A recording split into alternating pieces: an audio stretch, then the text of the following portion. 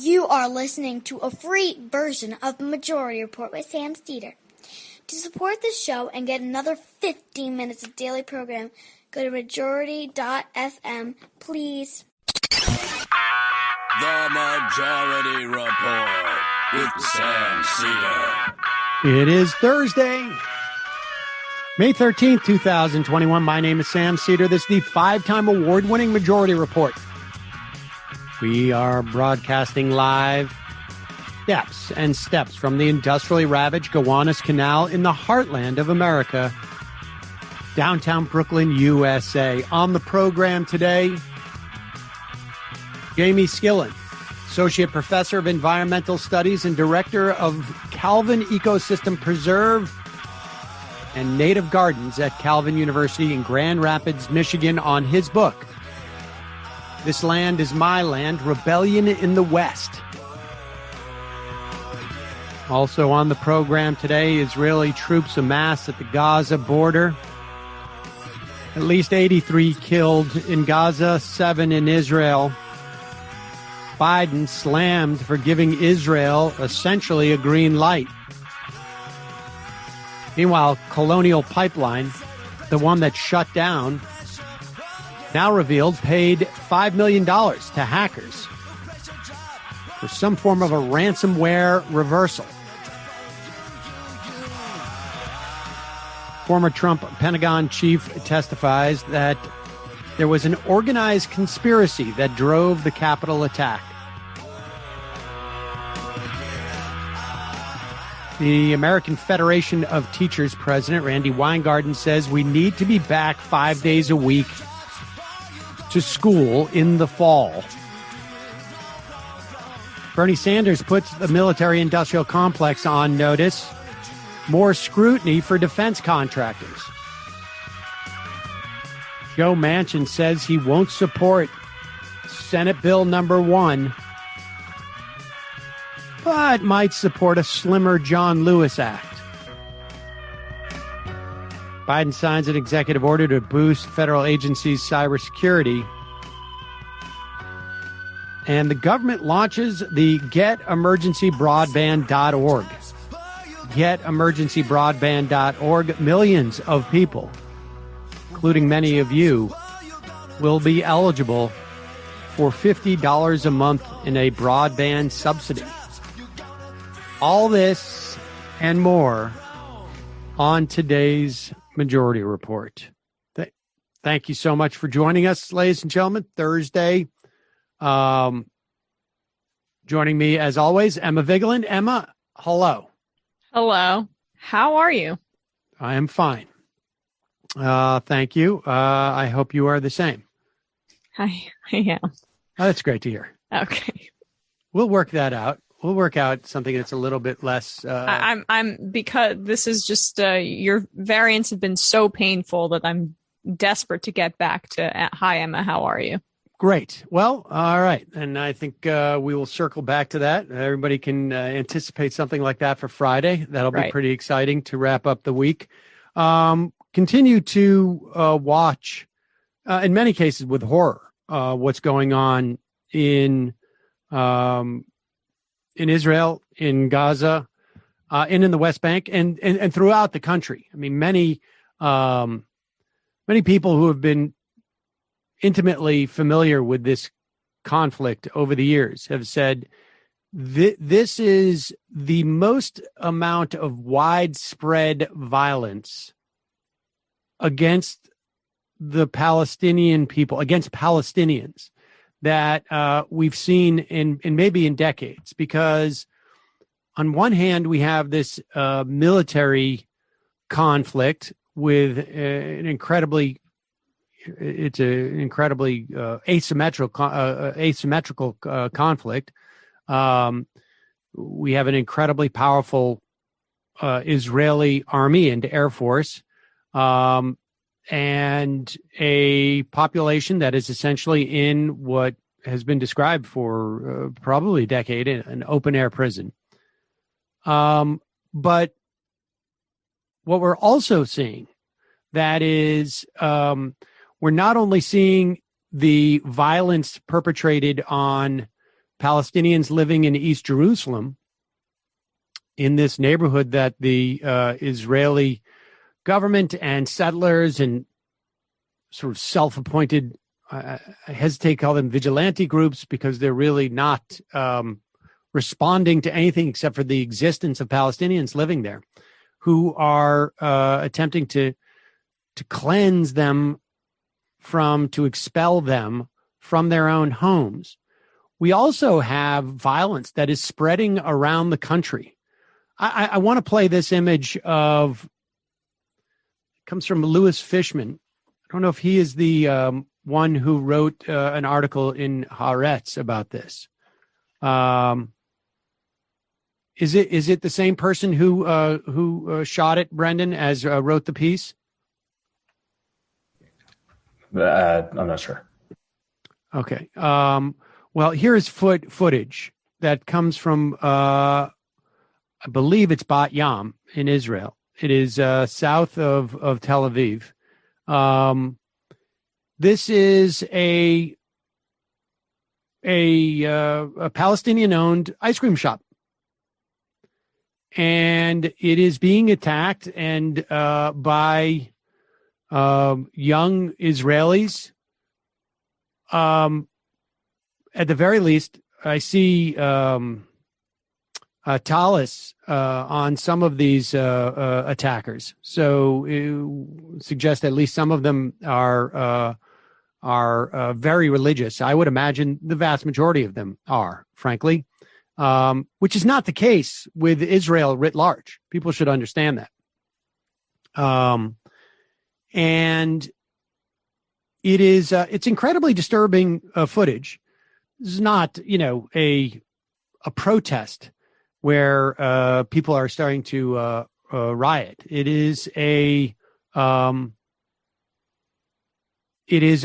an attack on a ice cream shop because it's Palestinian owned. Let's look at the footage of this, and it's particularly disturbing for people who understand and know the history of how the Holocaust came about. Kristallnacht. Yeah. Yes.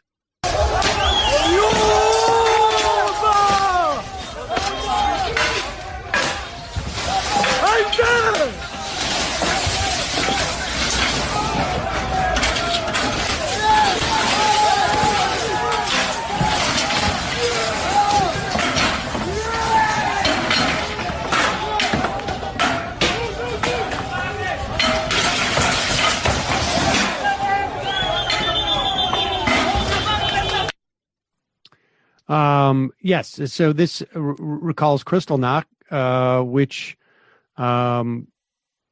took place in the 30s in Germany, and was one of the early signs. It was essentially an organized book burning and smashing of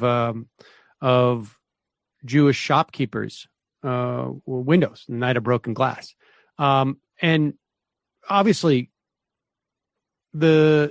I'm just looking at the, sort of the veneer of it is certainly, that's the first thing that I thought about. I mean, I don't know who those people are. I don't know the context. We don't necessarily have the same sort of, it's not a direct analogy. I'm just talking on a sheer emotional level. That is what the first thing that occurred to me when I saw those images. It's very incredibly disturbing. Well, I mean, it's impossible not to think that, right? I mean, as I said yesterday on the program, we saw that footage of Mohammed El-Kurd, who has been on Democracy Now! On CNN, and then recently on MSNBC, explaining the Palestinian experience. He is a resident, I believe, of Sheikh Jarrah, and he was forcibly removed from his home yesterday after speaking out against Israel. And then you see images of glass being shattered of Palestinian shops. And as Sam said, I mean, how do you not think about these images? And how do you not think of the incredible irony and the cyclical nature of generational trauma from the Holocaust here? I mean, this is the targeting of an ethnic group, and in many cases, a different religious group, by a government that is being led by a far right leader and has immense power comparatively. And I mean, there's a lot there. There's a lot there. This was the video. At least some people who posted it. One person, Louis Fishman, wrote, I guess in a tweet, organized pogrom took place in Arabs in Bat Yam, despite the fact that they all learned about Kristallnacht. Today in my Haaretz article, I wrote, "We need to see what a blatantly racist society we have become. I wish I had been wrong." That's this writer in Haaretz, but I think that sort of captures sort of the feel for that. Meanwhile, at the White House today, Joe Biden, answering questions, had this to say regarding the conflict. Are you concerned about the violence in the Middle East, and can you talk about what conversations you have had with officials there?